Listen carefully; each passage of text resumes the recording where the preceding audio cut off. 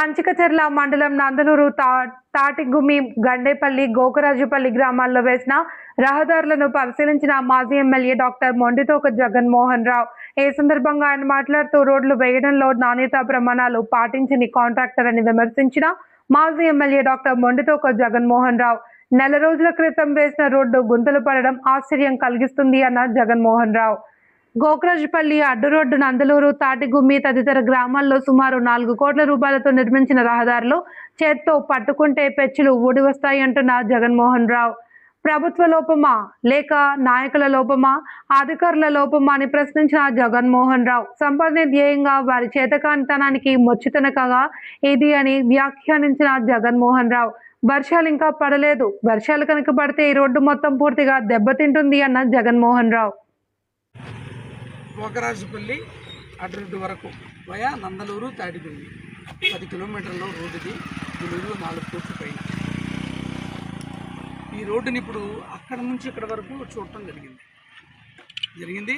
అక్కడ రోడ్డు ఎలా పగిలిపోయింది, చేత్తో తీస్తే తారు ఎలా వచ్చింది అనేది చూపెట్టడం జరిగింది. అక్కడ వచ్చిన విలేకరులకి వాళ్ళ దగ్గర దానికి సంబంధించిన వీడియోలన్నీ క్లిప్లన్నీ మీ దగ్గర ఉన్నాయి. ఇది చూశారు కదా, నెల రోజుల రోడ్డు, నెల రోజులైంది. ఇప్పుడు ఏదో కొంత గొప్ప ఇక్కడ పర్వాలేదు కదా, ఇక్కడ ఎందుకు పోయింది అంటే అర్థమవుతుంది కదా. ఈ రోడ్డును వేయడంలో నాణ్యతా ప్రమాణాలు ఏ మాత్రం పాటించకుండా వాళ్ళకి నచ్చినట్టు వేసారు. ఇప్పటికే చెప్తున్నారు ఈ రోడ్డు కనెక్టివిటీ ఇర్లుపాడికి నందిగామకి కనెక్టివిటీ పోయా కంచిచర్ల.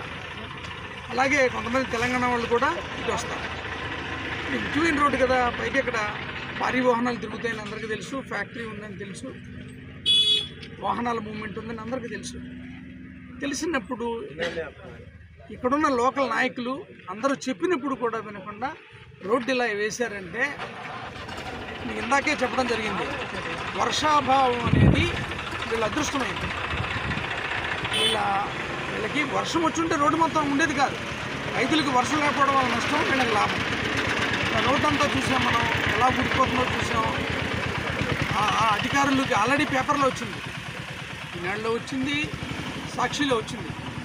ఈనాడులో వచ్చిందంటే ఇంకా తెలుగుదేశానికి సంబంధించి వాళ్ళకి అర్థమే ఉండాలి, ఇది పక్కా వార్త. అయినా కూడా ఇంతవరకు దీని మీద చర్యలు లేవు. అధికారులను మాట్లాడితే కనుక మేము ఖచ్చితంగా రికవరీ చేస్తామని చెప్తున్నారు.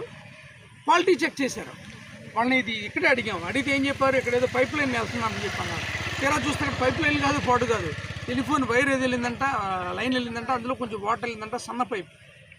చూడండి ఎలా ఉందో రోడ్డు ఇప్పుడు ఇక్కడ.